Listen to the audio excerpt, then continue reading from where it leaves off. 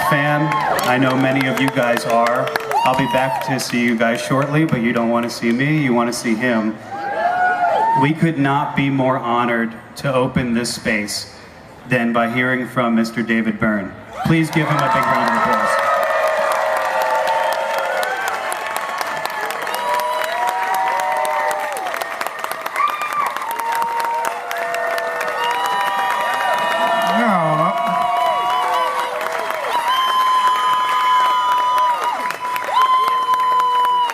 Thank you. It's good to be back here. I did go for a bike ride today. It's gorgeous out.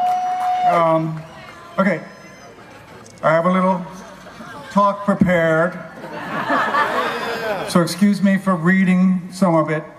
I was here a little under a year ago at 8035 Festival with a tour that I did with St. Vincent, and it's not usual that we have days off, but it was a 4th of July weekend, and we had 2 days off, and we travel with bicycles, so I explored the Des for a couple of days, and I was kind of pleasantly surprised. I didn't expect to see what I saw. Of course, at first I was completely thrilled that there were these great bike paths along the river and around the lake and out to Cumming and all these different places you could just ride and ride. Could use a few more in town, but okay. But there was other things that I noticed, and I thought, am I imagining this, or is this really what I'm seeing? I sensed that there wasn't in Des Moines. I thought, there doesn't seem to be this huge disparity of income that I'm used to seeing in New York. You're not used to seeing like huge fancy houses or palaces or restaurants or whatever, and then homeless people right next to it living on the street. You don't get and living in a place like that, I'm complaining about my own town, you feel a little bit like you're kind of a visitor or an intruder in a rich person's playground. At least that's the way Manhattan is starting to feel. And I felt like Des Moines didn't go down that road. I saw people of different races and different backgrounds. It was 4th of July weekend after all, out kind of picnicking and hanging out together, there was a ball game. There was a lot of people going to the ball game that weekend. Rather than being isolated in their own communities, everybody seemed to be out. Of course, it was 4th of July weekend, so I was getting a little bit of a false impression. I rode around through a lot of neighborhoods. I got a sense that there was still a middle class in Des Moines. And a lot of the country, that's been gutted. And I felt like, okay, there's a middle class here, and they are staying here. So not going anywhere else, which helps the whole city feel more alive and vital and everything like that. It's not just financial. There's, of course, people staying means there's a tax base and that the city can actually do things. But it also means that for everybody, for the kids coming up and for the older folks, there's a whole sense of life. And I sensed that there was the beginning of, I saw evidence of galleries and stores and boutiques and restaurants and all kinds of things where I thought, oh, people are starting to kind of thinking about the idea of hanging out and maybe even living downtown, which in a lot of cities, downtown empties out at night and nobody ever goes there. And I thought, that to me, that's great too, because it means there's a place where people come together. I grew up in Baltimore, which is sadly kind of the opposite. It's a place which is divided down the middle, and on one side it's kind of desolation and boarded up buildings and empty lots, and there are some very nice kind of well-to-do neighborhoods, and there's a wonderful art school that I went to for a while. But I didn't get that here either, or maybe I just didn't ride through that neighborhood. but I felt like there isn't that huge kind of sense of huge parts of the city that are just kind of desolation, boarded up buildings and offices and everything. And I thought, okay, that didn't happen here either. So I thought to myself, wow, people here are they're making a life for themselves, a really decent life for themselves. And it could be a good place for people to make a life, raise kids, all those kind of cliches. And I thought, gee, maybe we New Yorkers have to get over ourselves a little bit and and kind of reevaluate what's going on elsewhere and what kind of a quality of life could be, because we're kind of used to like this aggressive striving, and we have to realize that we don't have a monopoly on what it takes to have a good life. Okay, so that's what I saw. I wrote a blog post, or a number of blog posts about it, and I did some research. I talked to a historian in Chicago, and because I said, well, how did this happen? Why is Des Moines like this? Why is this place seem to be doing really well, and say St. Louis is, sorry, not doing as well? Okay, so the blog post went out, and somehow Zach got in touch with me and said, well, yes, I had the same impression. I moved here, and I used to live in Brooklyn. I used to have a theater company and work there, and I decided that it was just the struggle living in Brooklyn, where the rents are now like, oh, not the rents, to buy an apartment is now like $2 million. And we all realize that no struggling artist or theater person or performer can afford that. So Zach said, I'm thinking of doing something out here, and this is the beginning of it. I have the restaurant and some other things going on. So we emailed back and forth. And this was all a really fascinating subject for me. I'm really fascinated by why does one city work, and why does another city not work? Why does this musical scene, a theater scene, or artistic scene, or whatever, emerge in one city and not somewhere else?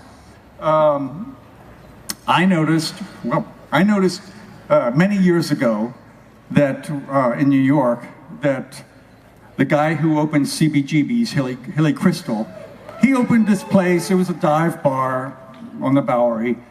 There weren't that many bands playing around, and he opened a place, and suddenly there were 1 million bands.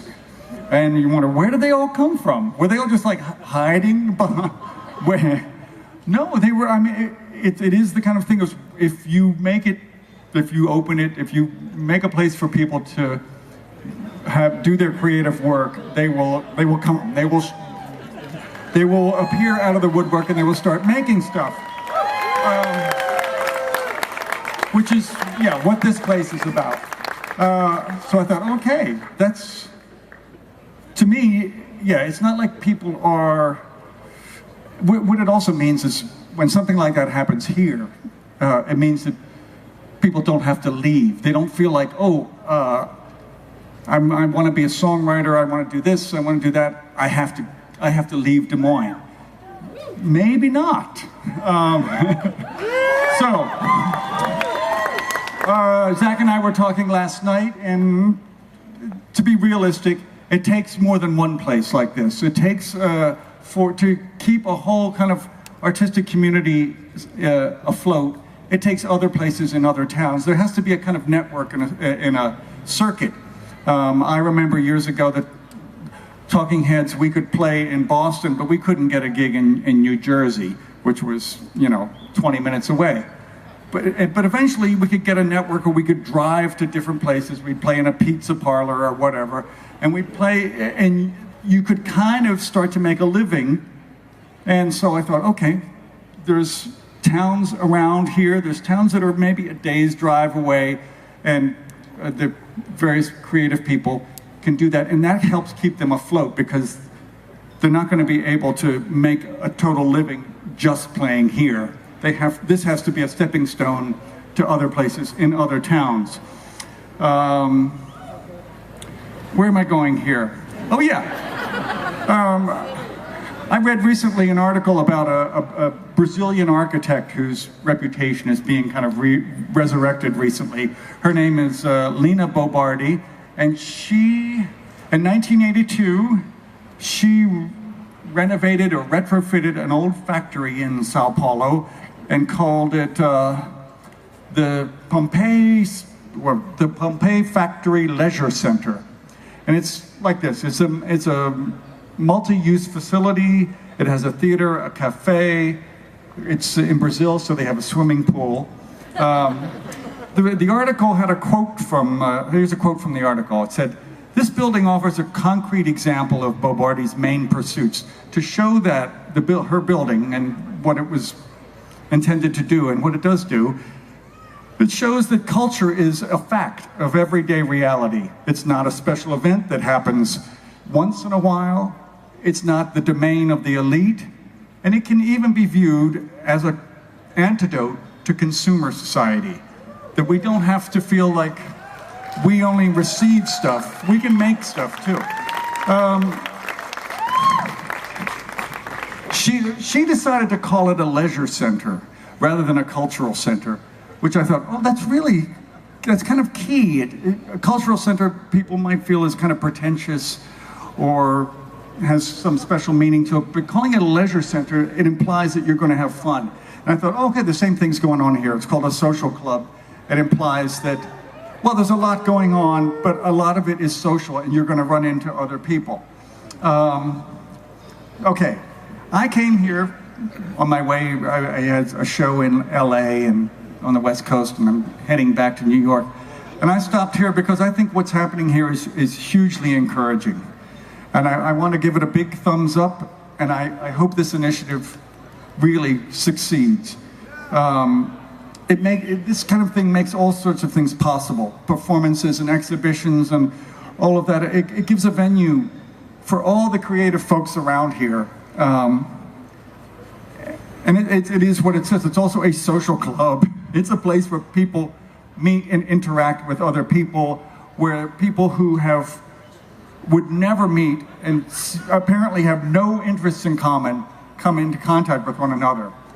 Another thing that Zach and I talked about, we asked ourselves, well, can some creative explosion happen here? Can it happen? What makes it happen? It's hard to say. There's no guarantees, but it is possible. And it's certainly not going to happen unless there are places like this. And sad for me to say, it's not going to happen in Manhattan anymore. Which means it's up to you guys.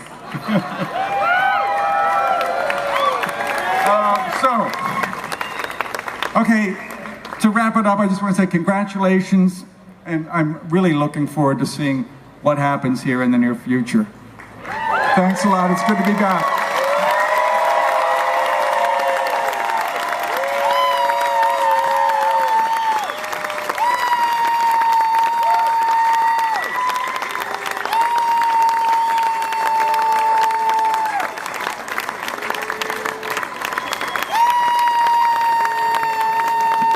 Can we get a little louder for David Byrne, please? There we go. There we go.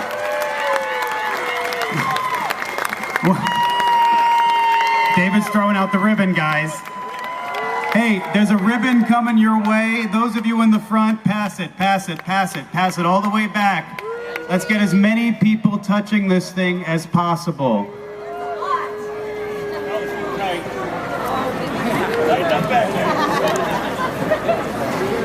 We've got some people coming up on the stage right now, and I'm going to thank a few people.